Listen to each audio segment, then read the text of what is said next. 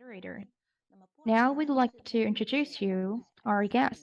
Mr. Poulsen is the principal of the Eisbjerghus International International, and we also have Mr. Li, a well-renowned educator in China, the former principal of Chengdu Wuhou Experimental High School, very esteemed by parents and students. Welcome you too. Okay, let's get started. Today, our theme is well-being of education, also the core of this forum. So, for the well-being of education, as you two have served as principals for a long time, so I would like to ask, based on your experience as principals, on your understanding of well-being for education. So which one of you will go first? Mr. Poulsen, what about you? Yes, thank you. So I think that well-being of the student is a very important thing about how our students get well educated. A fundamental thing in education is that the students are in a position where they are socially and mentally ready to learn. And that's why well-being is a huge focus area in Denmark for students, not only in high school or universities, but also in elementary schools, where we work a lot with giving them the competences to being active partners in education. I think well-being is one of the most fundamental things about academic education for our students. So it's a long-term focus area for me and I think for principals in Denmark.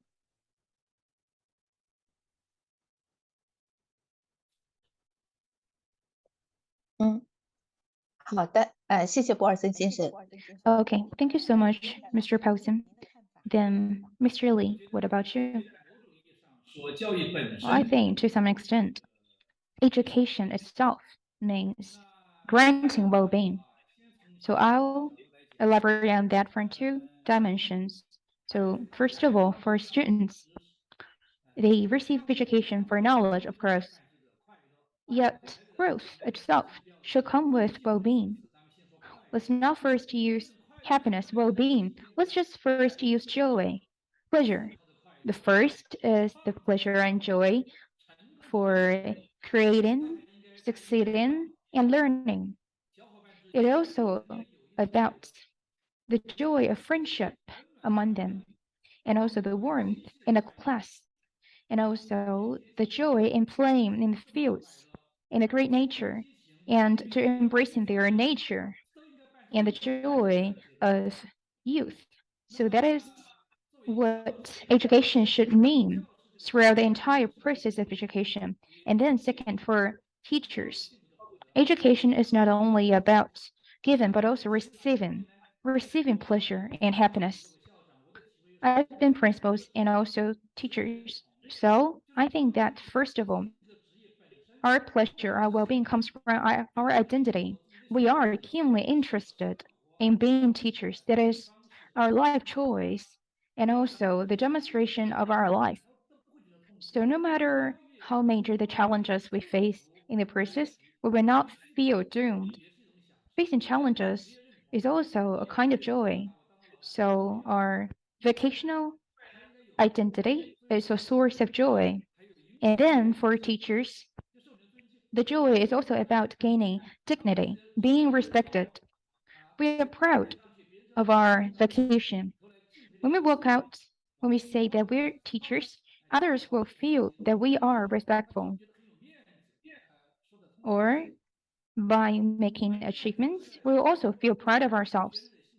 Another come from how dependent our students are on ourselves, and the sharing of secrets from our students with us. That is the unique well-being of being a teacher. Another, the well-being also comes from the respect for our fellow colleagues, for our fellow teachers. For example, in the office, we are respected by our fellow colleagues in terms of teaching and managing and beyond, and then we will also feel satisfied with that. Another also come from the pleasure of not worrying about materials. As a teacher, we are definitely not the richest part of the society. We also do not worry about the material items. And last, the pleasure also comes from seeking the best and surpassing the old self in our vocational journey to find all of these surprises in this very procedure also endow us pleasure and well-being. That is also the source of well-being as teachers. Okay, that really moved me because in China and Denmark, our two principals both prioritize the well-being of our students. That is the common part. And Mr. Li also mentioned the well-being of being a teacher. Before that, before today's interview, I first read a book of Mr. Li called The 101 Answers to New Teachers from Mr. Li. And in a letter to Hong Xin, he wrote that in the complete well-being of education, that is not only about games for students, but also about the games for teachers, which is also of significant paramount significance. Only by receiving and perceiving well-being can teachers also make their own students feel that. So that is my understanding. So, Mr. Poulsen, I would like to ask you that in Denmark, as a principal, how can you create an environment where our Danish teachers can work and live happily? So what's Denmark's solution to that? I think that in a society like the Danish, it's very important that we talk about how to motivate not only students, but also teachers. And we often talk about inner motivation or outer motivation. And for us, it's so important that both teachers and students have a huge inner motivation for teaching and for learning. How do we do that as a principal? I think that it's very important that we create a workspace where the teacher has a lot of not control, but a lot of movement, a lot of possibilities of doing things how they think will have the biggest impact on students. We are an efterskole, and on an efterskole, we have the students not for 5, 6, or 8 hours. We have the students all day and also at night. We have students 220 school days. We have them for 1 year. So we have to learn the students, we had to know the students' job not only academically, but also personally and socially in a very short period of time. So for us, we often talk about working with personal skills, social skills, and academic skills, and we try to do it all at one time. So the teachers, when they go to teach English, math, or other subjects, they have to consider, how can I move the student not only academically, but also in a personal and a social way? I think the way that I, as a principal, can do a part in that is making the teachers having a huge impact on the way that they teach. We don't have a fixed curriculum in Denmark. We have all students in Denmark go to the same exam at the end of the year. So the goal is the same for every student in Denmark, but how to reach the goal is up to the teacher. So I have a lot of talking with the teachers about how to manage their way to reach the goal. They can choose which books to read, but they know that they have to reach the goal. They have to answer the same questions at the end of the year. We also create a lot of colleague interactions. It's important that the teachers learn from each other. I'm not the best teacher in every subject. I'm the principal. So my job is to facilitate that the teachers can have time to have this colleague to colleague talk about evolving their education. Learning is a lifelong experience, so they have to change. They can't do the same this year as they did last year. They have to evolve their education.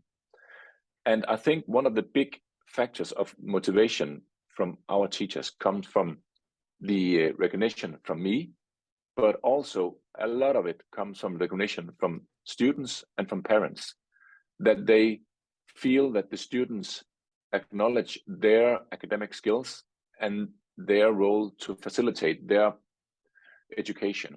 I think that's a huge part of my job, to make sure that these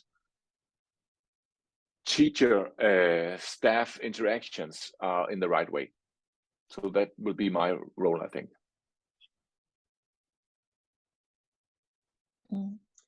谢谢博尔森先生的分享。 Okay, thank you so much, Mr. Poulsen. And in what you just mentioned, what really surprised me is that for Danish teachers, they have a lot of say in teaching. They can even choose their own book. So that really surprised me. And that is exactly what I want to exchange with you.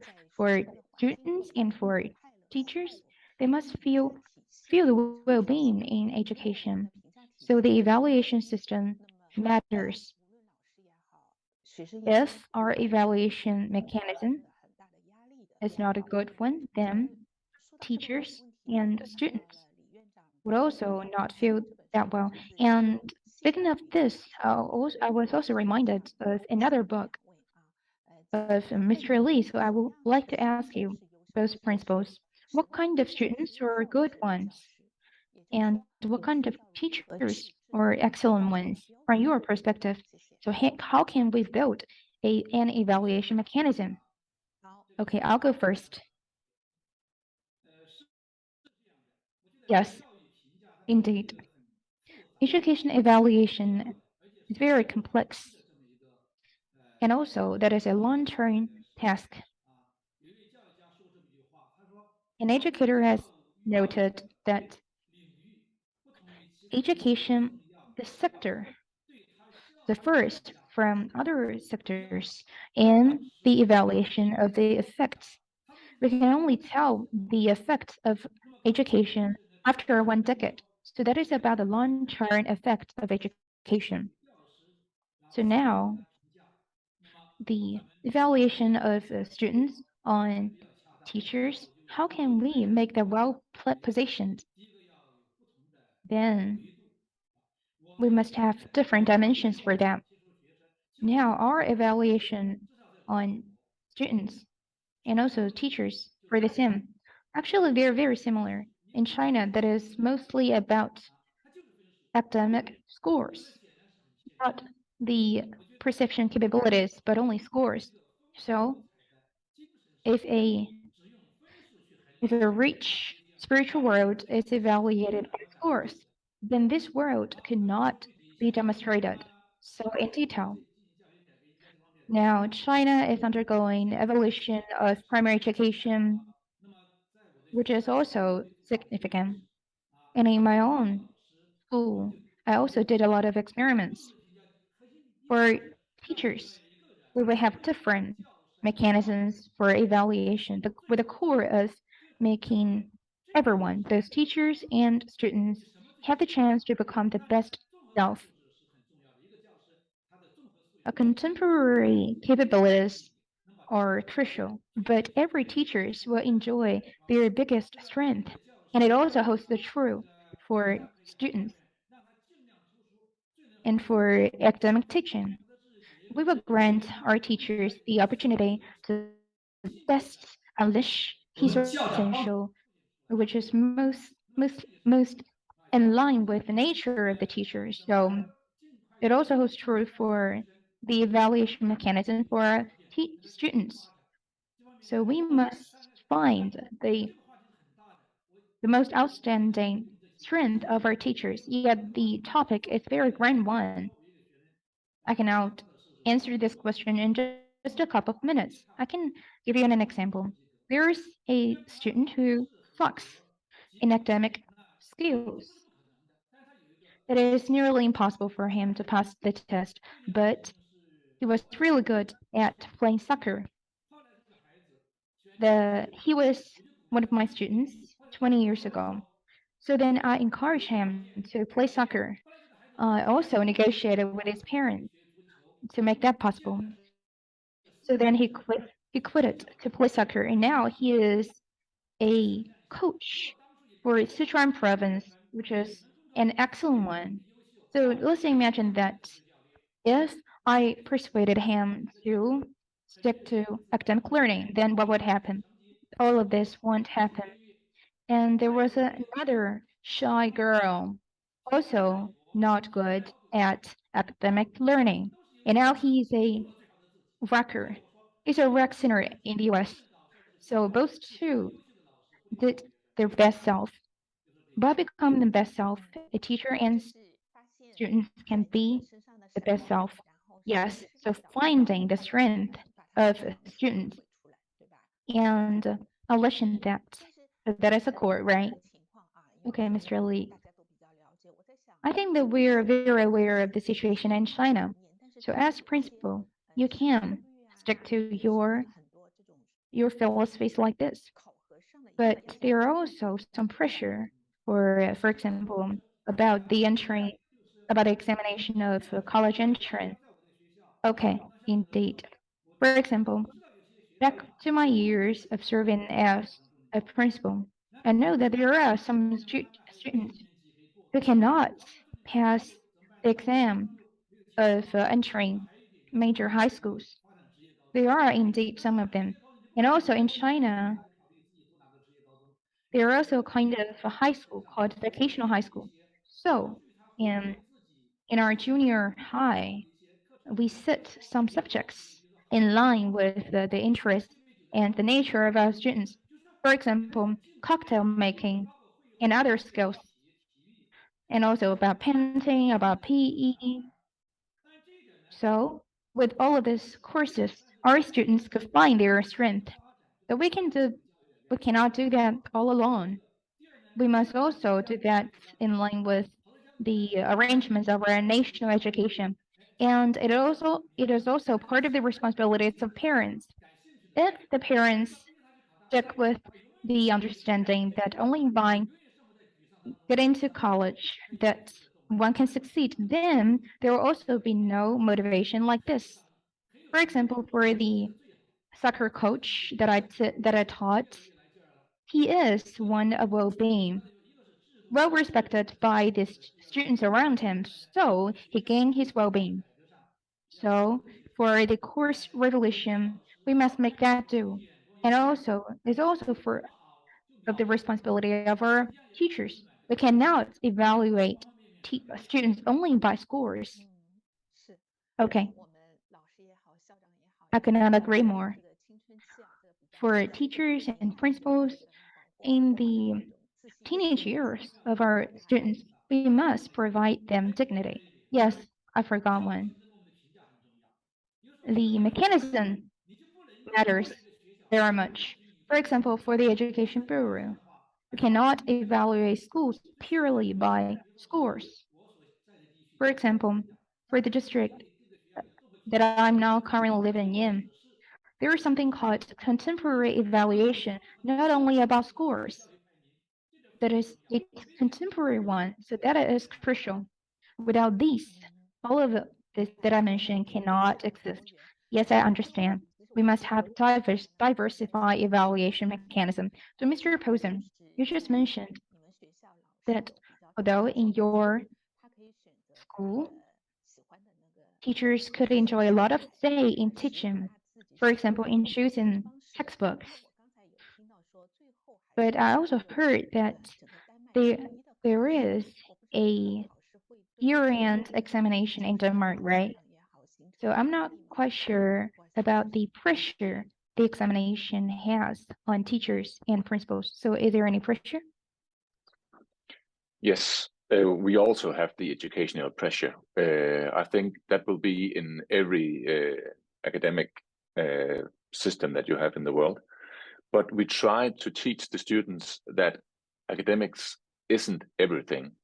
And for us, it's very important that we don't evaluate and put a note on everything. We can't give them grades in well-being or in social skills or personal skills. We can encourage them. We can facilitate the process, but you can't give them a grade or a note about how good they are or how bad they are in this subject. So the pressure is the same. I think we have to teach our students to manage the test at the end of the year. It's the same test all over Denmark. But I think that because we have different ways to get to the goal, we give the students and the teachers a bigger way of, like my partner told me, that you can go different ways. If you're not academically in the traditional way, we can do it in a non-traditional way. The most important thing is that they learn the skills in math, in Danish, and English, but how they learn them, they can learn it by playing soccer, or they can learn it by doing other activities. You also ask about what is a good teacher, a good educator. I think that for us, for me as a principal in Denmark, the best staff, the best educational staff that I have is the staff that is able to reflect on their own education, is able to evaluate together with the students the impact of the teaching and to adapt their teaching. Because sometimes you do it in one way and you get a good result. And sometimes you do it the same way and you get a bad result. And then you have to evaluate and you have to adapt your teaching. And I think it's about the same thing about the students. The good students are those who are able to adapt to different kinds of teaching, but also to be working alone in cooperation with other students and to be creative in their creative thinking is a very big thing in Denmark. We think we are a very, very small country. We only have 6 million people living in Denmark. So we know that we have to live about our different academic skills, but not academics in the traditional way. We have to be you have to find different ways to figure out solutions. And I think that's one of the most important things that we try to teach students in Denmark is to think out of the box. Don't do as everybody else. Do it in your way, because good solutions come when you dare to think out of the box, dare to think in a different way than others have been thinking before you. So I think it's important that the students and the teachers know that everything can be evaluated. We can't put a grade on how good you are in working together with others. We can talk to you about it. We can facilitate processes where you work with different people, but I can't give them a note about it. So I think that's very important about the education system.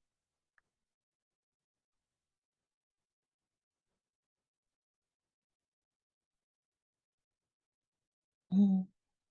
是的，是的，创造力非常的重要。 Yes, indeed. Creativity matters.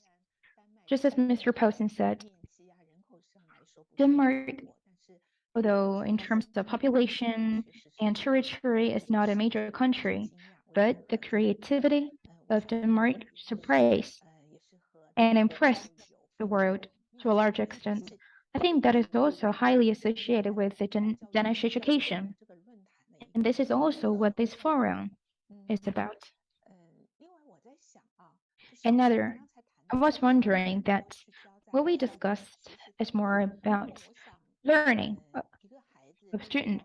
So then for a student to perceive well-being, how could we define that?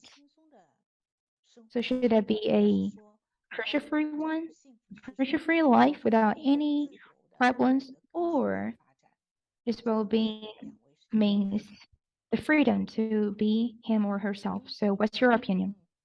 是不是就一谈幸福，就好像说，哎，不能 When 给 it 孩 comes to well-being, we're saying that no pressure at all. And Mr. Li, you're always highlighting that for teachers and students, they must think independently instead of the pressure-free life without thinking. Okay, here's the thing. For the audience from everyone is about something. What we stress is what this epoch ignores, which means that we cannot say what is well-being. We can just put it concretely. If our education come without any restriction, purely about human nature, then there will be no motivation. So then here comes regulation and order. But when education come with too many restrictions, then we will highlight more freedom, more well-being, and more joy. So for our current educators in China, what we highlight come with the precondition of the negative impacts of the former education oriented at competitions and examinations. It's not about granting children well-being. It's about 100% freedom to them. But that is not about that. And second, that is originally about the pleasure of conquering challenges. Well-being is not about just laying back. It's also about realizing our own value. For example, for scientists, well-being is conquering scientific issues. And for children, it also holds true. So we must facilitate that for our children with the precondition of the fact that well-being also comes from active pursuing such things by actively challenging, actively participating, and etc. We're not saying that staying up late is against well-being. If our children would do that actively, then that is not about against well-being. So for us teachers, we must lead our students towards here. Our education principle is about granting our children the opportunity and the possibilities of doing that. Well-being without thinking is a shallow one. So that is my understanding. Okay. Mr. Li, you just mentioned what the current teachers and parents are pretty confused, which is the lack of motivation of our students. You just mentioned that the genuine well-being is about challenging and gaining. So if we avoid the challenges completely, 面前就是逃避，其实并不能体验到那种 giving up facing challenges, then we cannot perceive well-being to a larger extent.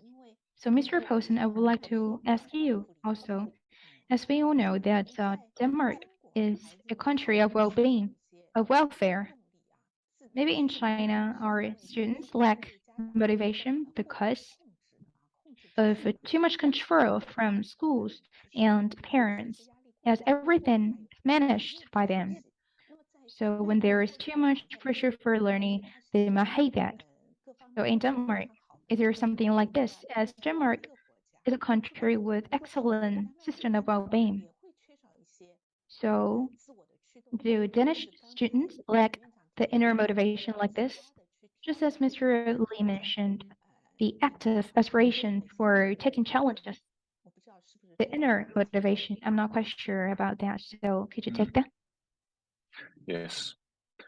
I think that students in Denmark often will be confused about all the opportunities that they have in Denmark, because when you give the students the power to choose themselves, sometimes they are only 16 years old when they attend my school, 16 or 17 years old, and they have a lot of choices. And even though the parents and the teachers facilitate their choice making, they will sometimes feel pressure because they are only 16 or 17 and they have to choose which direction to go educationally. So sometimes the opportunities, the choices also can give them the pressure. And that's why I think it's important that we tell the students in Denmark that even though you choose to go in one direction of education, you have the choice of taking another education afterwards. It's very important that they don't decide in the age of 15, 16 or 17 years old in which direction to go for the rest of their life. We try to prepare the students that it is it's a life of long learning. You have to educate yourself throughout your life. We will work until the age of 70 in Denmark right now. So to think that the choice they make at the age of 18, 19, 20 years old will be the right choice for them for the next 50 years, I think is ignorant. And that's why we tell the students, yes, you choose a direction, you choose education. And when you have been working with the job as an engineer or something like that for 10, 15 years, you have the choice of taking another education to further educate yourself, because society, the world changes. So we cannot just have education from the age of 6 in Denmark until the age of 25, 26, and then no education anymore. We have to educate ourselves throughout our life. Also, I think it's very important that the Danish education is focused on not only to fixate on the result and the skill you need, it's also has a big focus on how to get there, the process. So in math, you will get great points for not only having the right result, but also to explain how you get the result. And we try to teach the students that you can go your own way. The result has to be the same as the other student, but you have to explain how you get the right result. And that is to encourage the student to think out of the box, to do it differently, to use the skills that they have been learned throughout their life, but they can choose which tool to use to get the right result. So I think it's important that we teach the students, yes, you make big choices, but you also have the opportunity to take another education later on. I am an old man, I'm almost 50, and I chose to be teacher in the age of 18 years old. I've been teaching for the last 25 years, and I'm not going to take another education. I'm a headmaster now, and I will be working for the next 20 years as a headmaster or a teacher. But my children, and I have 4 children, they will take an education, and hopefully they will uneducate or educate themselves extra throughout their life. I hope it gives sense.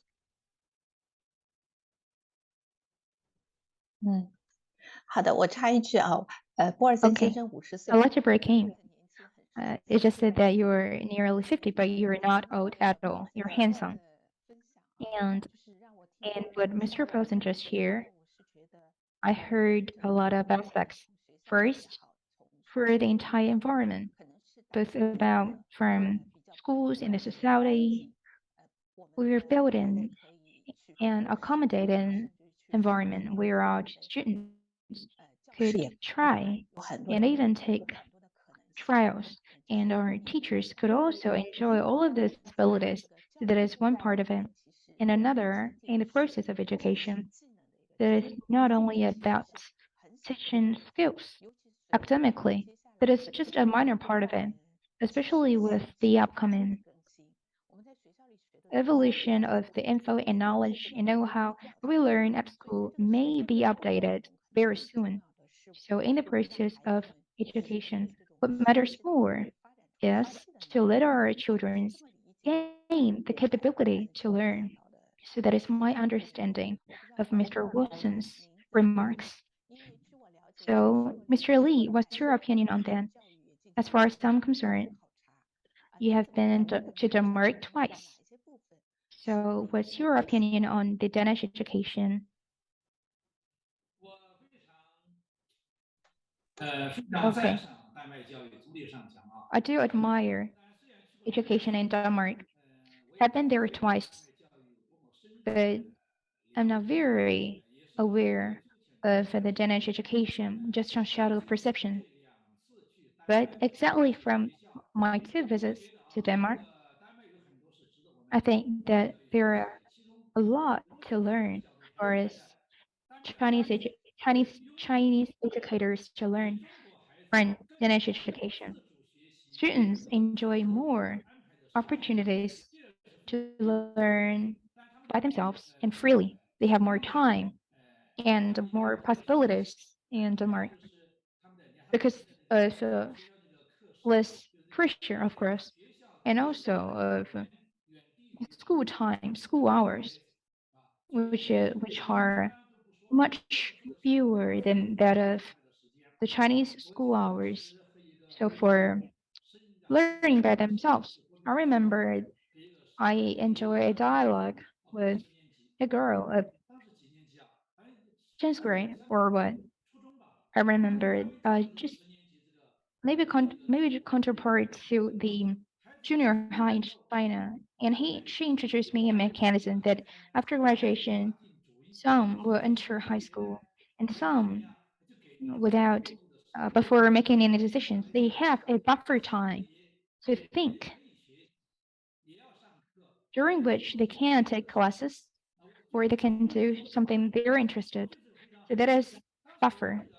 It really impressed me. And back then I asked the girl, what would you do after school? She said that I'll do something that I'm interested in for reading.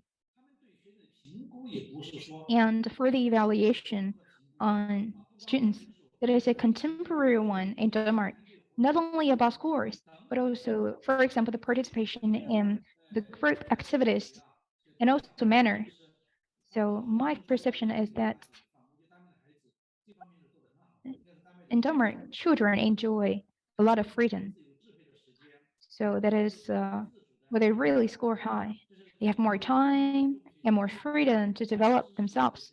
So that is exactly what Chinese education should learn the most from its Denmark counterpart. But now China is also witnessing an education revolution, a course revolution about cutting the burden to students and granting them more freedom to self-studying.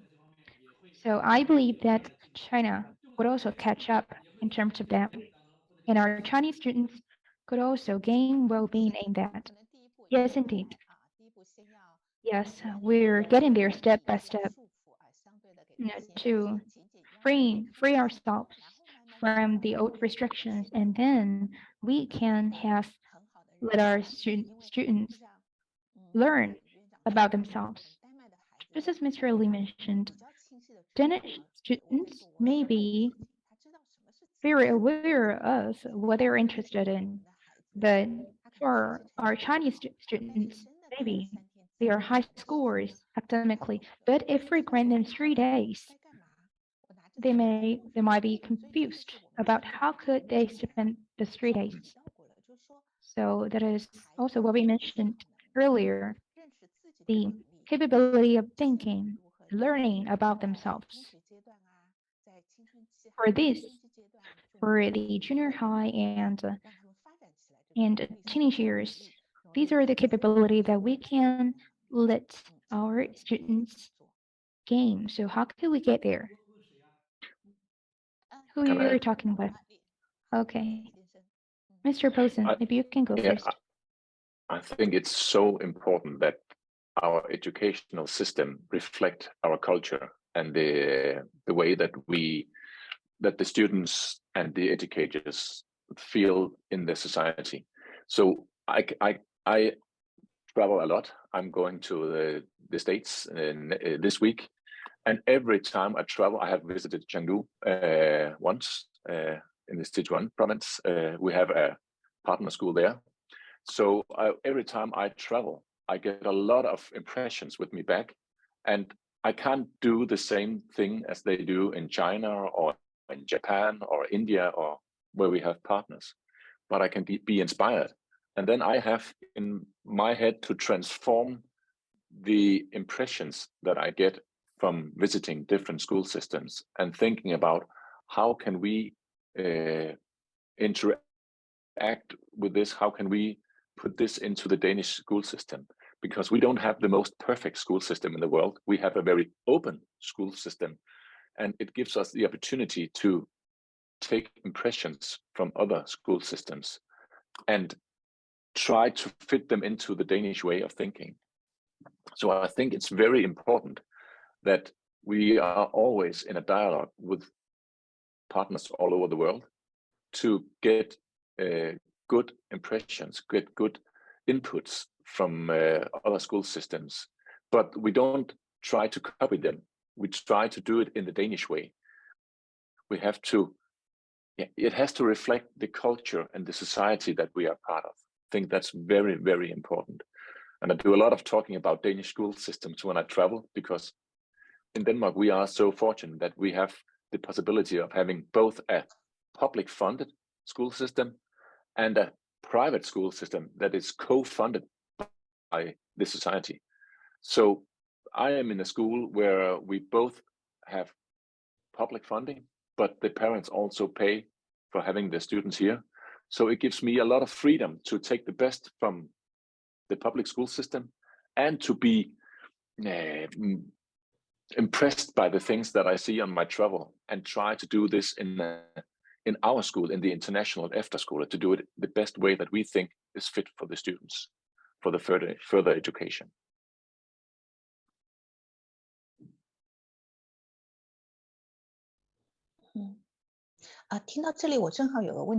Okay, here's a question, Mr. Poulsen. Now we have a thinking saying that the primary education in China is really good, but the training comes with a lot of pressure, also restricts creativity of our students in China, as we also discussed about how creative Danish students can be. As I also read some research papers that Denmark ranked the first around the world. So have you ever thought about for the fabulous primary education and in China and the great creativity in Denmark, how can we combine those two? How can we improve that based on those two? So is there any possibility towards it, Mr. Poulsen? I think it's difficult to combine two different school systems. I think that the Danish school system is based on the principle of democratic thinking and freedom, and we have to do that from the age of 3 years old. When they get into the early school days, they have to learn to interact with other students, to be part of a group, and in the same sense, they have to be active democratic people in a Danish society and a Danish school system. So I think that when I travel, I often get inspired about how to teach academics, and I try to combine that with the Danish way of working with the personal and the social skills in the same time, because I think it's very important that we improve our academic skills in Denmark. I think we're quite good in other areas, and we are quite good in combining things, but we can get better in working with the academics. And that's when I went to China, that's one of the things that I tried to learn, is how to be more focused on the academics and in the same time have a focus on the well-being of the students.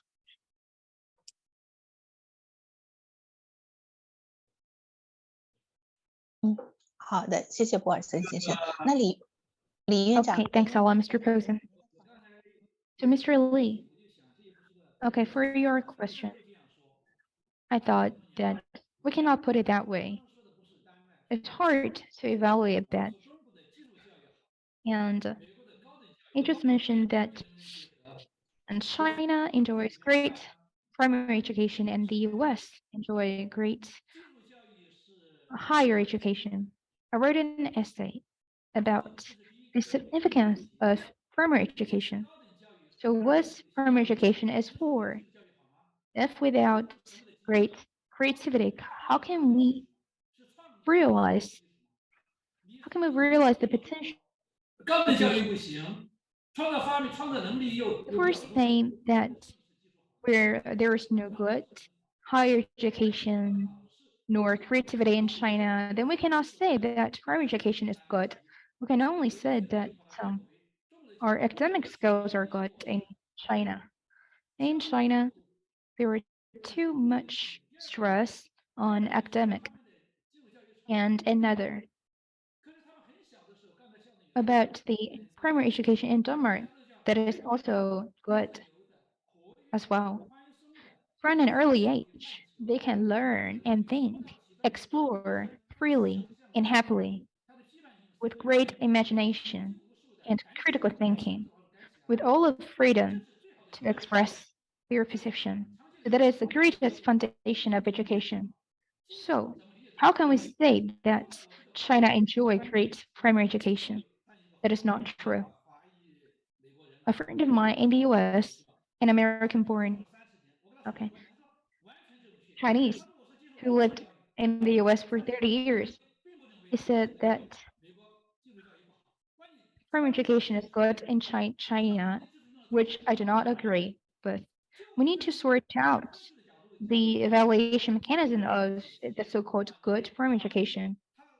Academically speaking, our Chinese students could score high in examinations, but with the cost of losing imagination and creativity. So that cannot work for me. And second, the combination of both does not make sense. We must combine those two in one mechanism. We're not saying that the tree are tall so that we will remove the trees as legs to human beings. That would not work. Learning from each other is great, but the combination you mentioned is just impossible. I asked this question, but I cannot agree with you more, Mr. Li. By saying that China enjoyed great primary education, that is not true originally.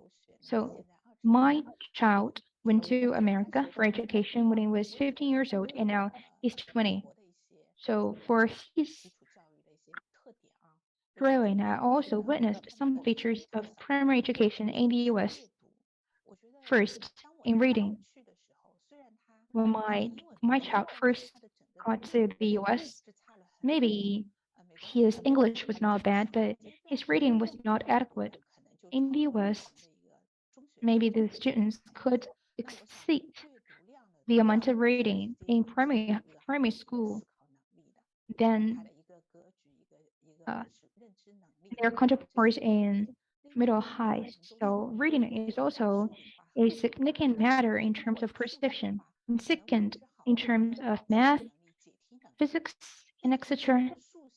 For example, in math, maybe our Chinese students excel at the capability of calculating, but the principle of education of math is about building the thinking patterns in math to have our students better sorting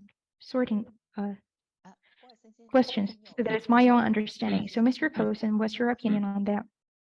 I agree totally. I think that you, like my colleague Mr. Li said, I think you have to focus on not evaluating only the academic results during the process. You have to evaluate the process during the process. You have to have the focus on how to solve the problem, not just the salvation. You don't have to find only the answer. You have to also focus on how to solve the problem, because through that focus, the students will learn that there are different ways of solving different problems, because there are not only one tool or one way to do the calculations.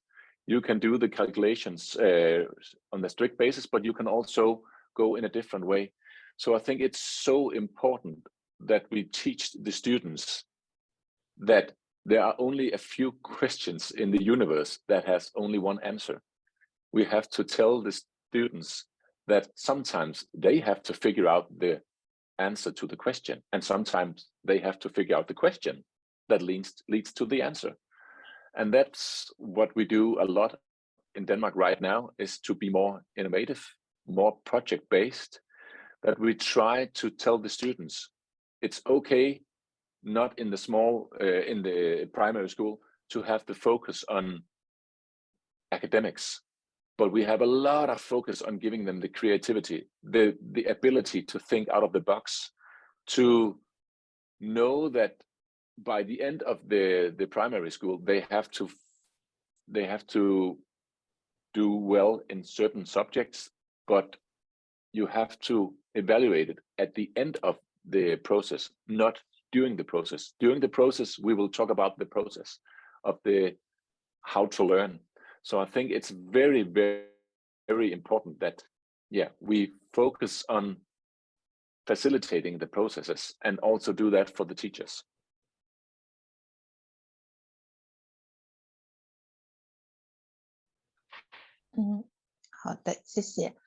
Okay, thanks a lot.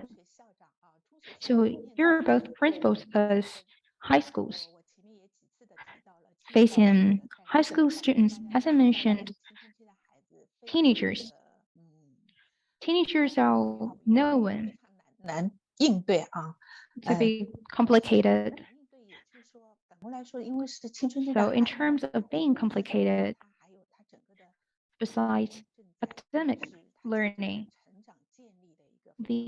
such students are also witnessing the burden of their values during their teenage years, as you're both principals and parents. As Mr. Poulsen mentioned, that you have 4 children. So in terms of education and beyond. So in the teenage years, besides academic scores, what kind of manners that you really value the most? What kind of foundation could we pay for our students during this stage? Mr. Li. Okay, I'll go first. So for teenage years, the growth is not about academic scores itself. And with the beginning of teenage years, because of the changes of their bodies, such issues might be very notable. So in this stage, first of all, parents must cope with that by being equal to their students with respect. So parents must do that well. Relationship between parents and students is about growing together. Only in this way can students receive the impacts from parents purely by persuading to not get us there. And second, besides granting the knowledge, we must also teach them to be kind-hearted and industrious. For example, for my daughters and my students, I always say this to them, which could impact them for a lifetime, which is to let others feel well-being because of the existence of mine. That is my first sentence with my students all the time. And for my daughter, she also values that very much. So we must think of others all the time. And for example, industriousness. My daughter loves doing housework. And I asked my students to do the dishes in the schools.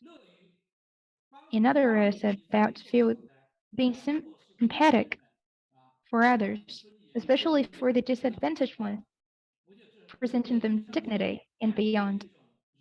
So, in this is the source of well-being for human beings. A kind-hearted person will be respected no matter what he or she does. Another, teenagers also feel the urge to run contrast to the expectations from their parents and beyond, and also puppy love. It is also an issue in China and Denmark. For example, in Denmark, puppy love is not an issue, but in China, that is an issue. So the urge and puppy love and etc. should not be deemed as flaws, but as features to accommodate. So we must accommodate all these and lead our children in the right way. So between parents and children, between teachers and students, there must be an unequal relation. Fabulous, not flaws, but features. Thank you so much, Mr. Li. So what about you, Mr. Poulsen? I think that it's important to give my own children the competence of making choices. They have to make choices all life long. So it's important for me that I have the focus on giving them the skills that is needed to take the choices, but also to take some of the pressure out of their shoulders, to take them off the shoulders, because with the ability to make choices also come the pressure of making wrong choices. So one of the big issues for me and also for the educational system in Denmark right now is to tell the student, yes, you can have the freedom of making choices, but we as the parent, we as teachers, we as adults, we will take some of the responsibility off your shoulder.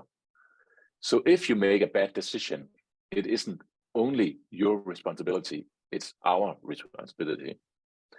When I had the first meeting with the upcoming students for this year, I gave them a quote from a Danish program about perfect girls, the girls who have a big anxiety about being good enough.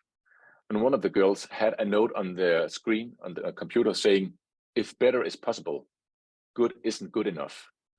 And that is putting a big pressure on themselves. And I told the students and I told the parents that here at our school, we will have the focus, the interest in figuring out what would you like to do? What would you like to learn? What is the best possibility for you? Not that you have the choice to doing everything, but we as responsible parents and educators will have the focus on facilitating them in their process. So taking some of the responsibility from their shoulders, I think is very important. And I try to do the same with my kids, telling them you have the possibilities, but you can always talk to me and I will be happy to have a conversation about making choices and responsibility. Also, I think it's very important that it also says on the sign behind me that we teach our students global understanding and global respect. We think it's very important that we acknowledge that we are both small and big countries has to have respect for other countries and other cultures and other ways to do their things. And that's why we invite the world to visit us at our school, and we travel to the world, is to give our students some perspective, some reflections about the Danish way to do things. Because sometimes we think we are so very fortunate and we are very capable in Denmark, but we can always learn things by having perspectives on our way of doing things. So I think that's the things that we try to give our students. And I also, as a parent, try to give my, I have 3 sons and 1 daughter, try to give them for their future life.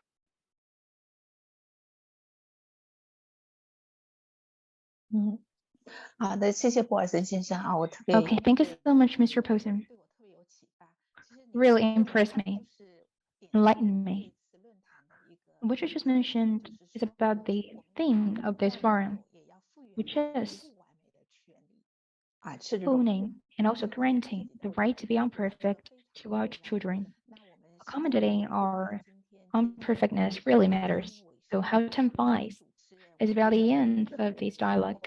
As a moderator, I myself also gained a lot.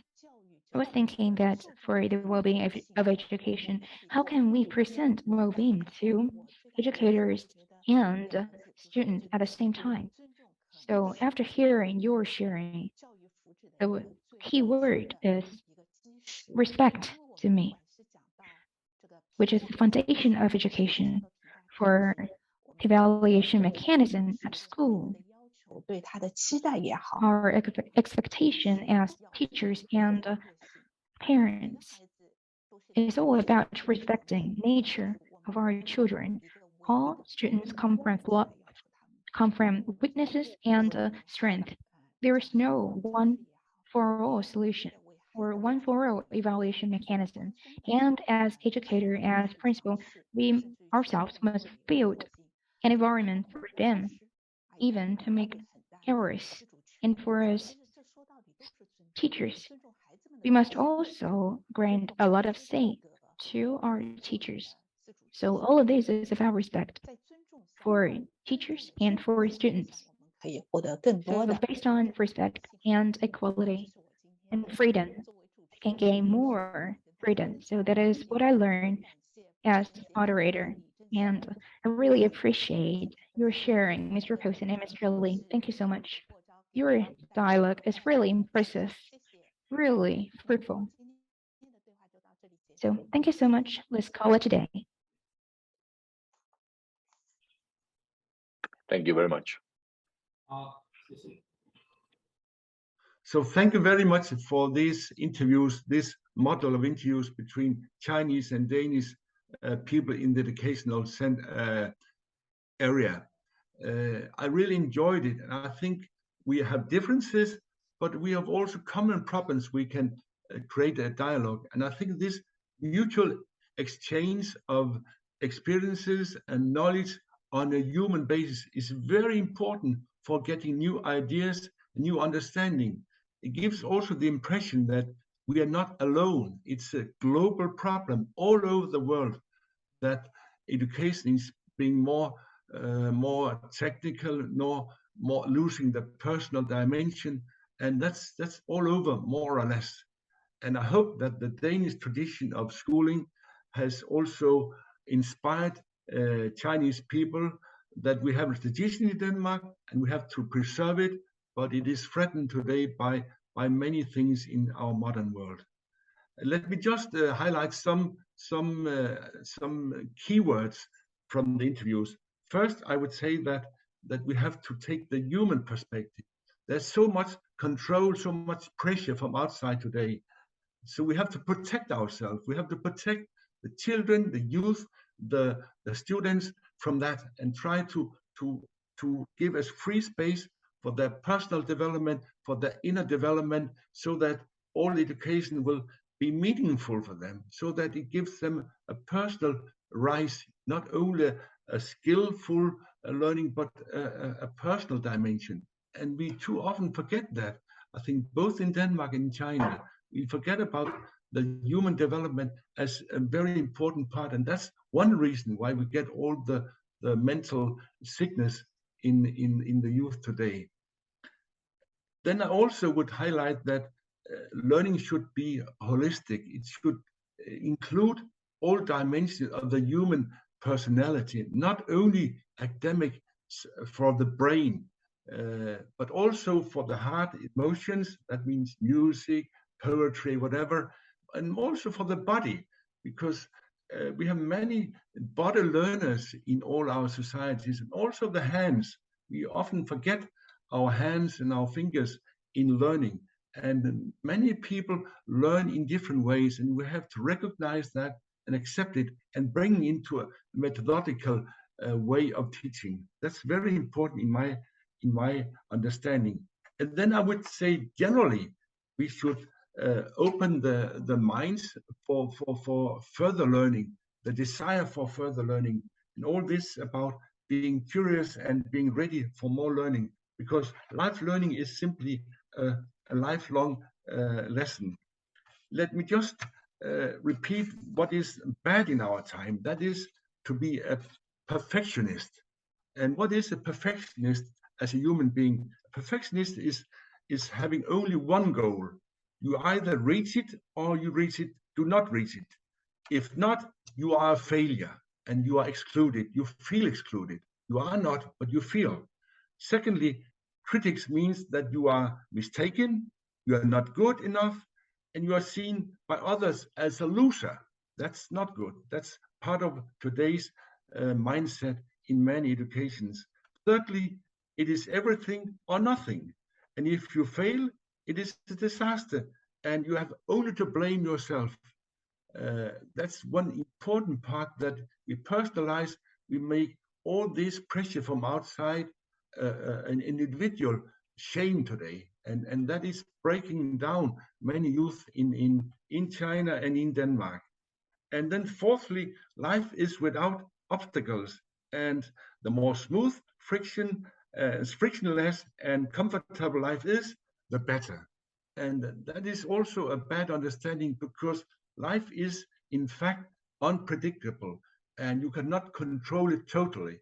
You have to lean into it and to see what happens in life. That is the perfectionist, and I really hope that we can lose this self-understanding by our students and our youngsters. Then I would like to suggest the optimalist perspective. The optimalist is understanding that reaching your goal is a process. It takes time, and failures you can learn from. Failure is just a great learning opportunity, and if you lose the failures, you will not learn. And only going the smooth way, you will not learn.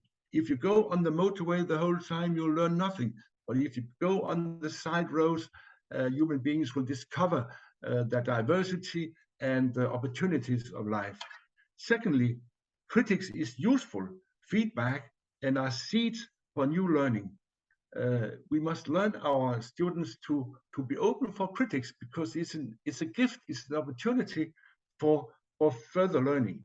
And then thirdly, the whole is seen as valuable, and life is unpredictable, as I said, and in some areas you might succeed, and in some others you might not succeed. We cannot be number one, all of us, and we have to be satisfied with our own level, our own understanding, and not compare, not compete all the time, because only one can be number one.